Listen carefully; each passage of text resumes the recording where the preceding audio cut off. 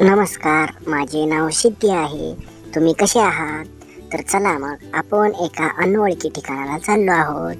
चला लवकर जाऊया आपण. जी नायकांची समाधी पाहण्यासाठी यांची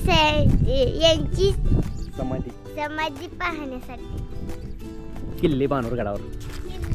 बहिर्जी नायक इथले शिवाजी महाराजांचे हां, एक गुप्त हिरो. ह्या समाधीच्या पाठीमागे मंदिर आहे एक महादेवाचं. तुम्हाला ते नाव आहे श्री बाणलिंग प्रसन्न. चला पाया पड, नंदीच्या पाया पड. हे मेन पिंड आहे. छत्रपती की शिवाजी महाराज की जय. चला मग. एवढं थंड वातावरण, थंड हवा सुटली आहे. आम्ही आता ह्याच्यानंतर शुक्राचार्याचं मंदिर आहे. नमस्कार मंडळी, माझे नाव सिद्धी आहे. तर आपण आता अशा ठिकाणाला निघालो आहोत. ते ठिकाण म्हणजे शुक्राचार्याचे मंदिर व बहिर्जी नाईक यांची समाधी. या ठिकाणाला चाललो आहोत. हे ठिकाण आहे जवळजवळ नागज फाट्यापाशी येते. हे ठिकाण आपल्या घरापासून अंतर साधारणतः 110 ते 115 किलोमीटरच्या आसपास आहे. तर चला आपण लवकर निघूया. बहिर्जी नाईक आणि शुक्राचार्याचे मंदिर म्हणून आहे. तर हे जुरुणी फाट्यापाशी जवळ येते ना, नागज फाट्याजवळ. नागज फाट्याजवळ येते का? तर इथील स्थानिक माणसाकडून म्हणजे स्थानिक लोकांकडून आम्ही माहिती घेण्याचा प्रयत्न केला. आता इथून किती अंतरावरती आहे मंदिर? तिथनं बाणूरगड रस्ता आहे बरोबर 15-16 किलोमीटर आहे. आणि तिथनं पुढे सुखाचारी 3-4 किलोमीटर आहे. मग तिथं बहिर्जी नाईक म्हणजे समाधी वगैरे गाव वगैरे आहे, त्याची माहिती सांगू शकता त्यांची? बाणूरगड समाज तिथं म्हणजे रामाची सगळी समाजाची माणसं आहे सगळी तिथं. मग त्यांचं तिथं काय तर ते बहिर्जी नाका त्याच्या समाजाचं काय तर मोठं त्यांनी उद्योग केलेला आहे. चांगलं साम्राज्य कार्य आहे, सामाजिक कार्य. त्यामुळे तिथं त्यांनी ती शिवाजी महाराजांच्या काळाचं तिथं त्यांचं बाणूरगडात तिथं समाधी आहे. संबंधी आहे म्हणजे त्यांचं हे जन्मगाव का कसं का ते कसं आहे म्हणजे बहिर्जी नाईकचं? बहिर्जी नाका काय जन्मगाव काय माहित नाही, पण तिथं ती पहिल्यापासून त्यांची तिथं ती समाधी आहे का? समाधी आहेच. चालतं. माहिती सांगितल्याबद्दल धन्यवाद बरं का. आता आम्ही चाललो आहे बहिर्जी नाईक यांची समाधी पाहण्यासाठी बरं का. चला तुम्हाला तिथं जाऊ ना जरा. छत्रपती की शिवाजी महाराज की जय. चला मग. हा बाणूरगड आहे.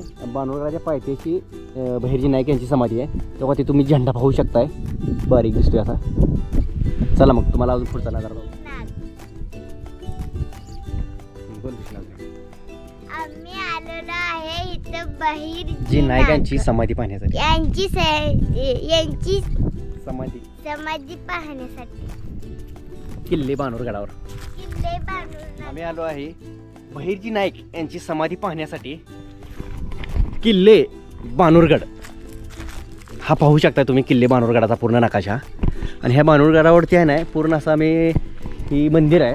ह्या मंदिरात आम्ही जाऊन दर्शन करायला मला दावायचा प्रयत्न करतो. चला.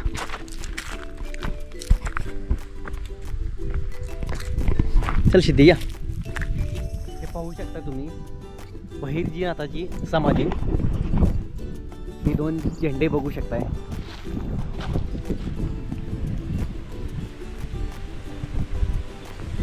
बरोबर ह्या मंदिराच्या काय ह्या समाधीच्या पाठीमागे मंदिर आहे एक महादेवाचं. तुम्हाला तेही दावतो. तुम्ही हे येथील माहिती पूर्ण पाहू शकताय.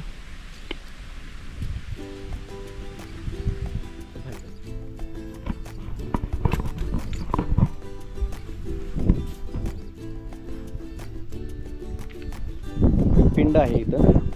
हे जुनं बांधकाम आहे, ती जरा थोडं म्हणजे जीर्णावस्थेत आहे. तरी देखील चांगले येतील म्हणजे वातावरण शांत आहे, काही गर्दी नाही. ह्या मंदिराचे नाव आहे श्री बाणलिंग प्रसन्न. घंटी वाजव वाजव. चला पाया पड, नंदीच्या पाया पड. पाया पडायचं. चला आज चल.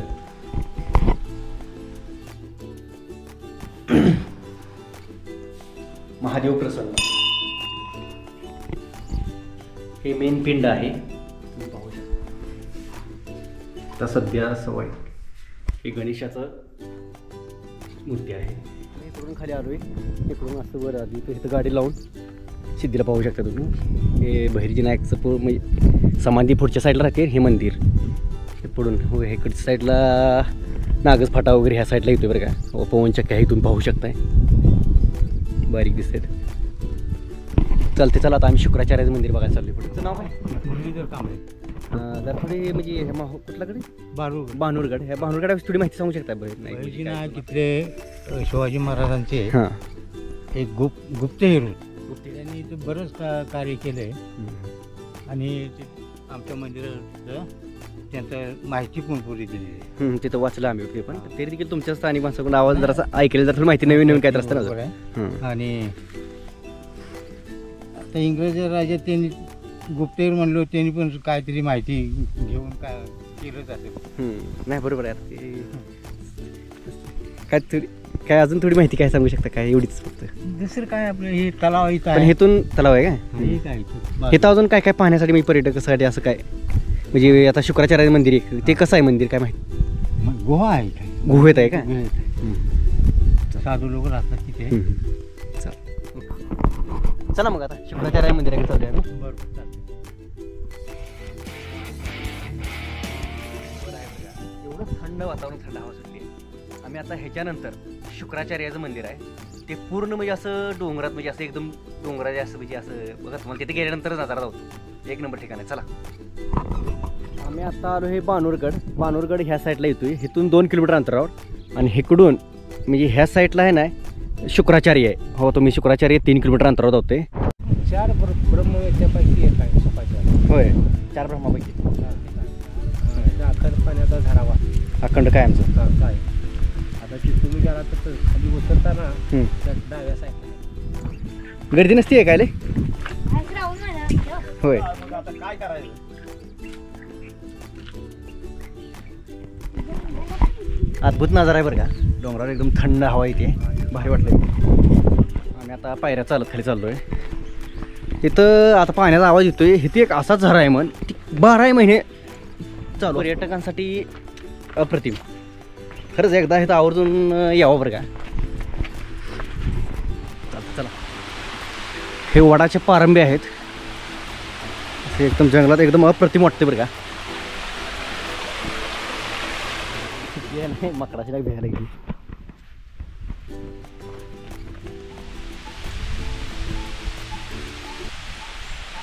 शुक्राचार्य देवस्थान 2005 साली हे मंदिर बांधलेलं आहे. ओम नमः शिवाय महादेवाचं मंदिर आहे. ती गुफा आहे.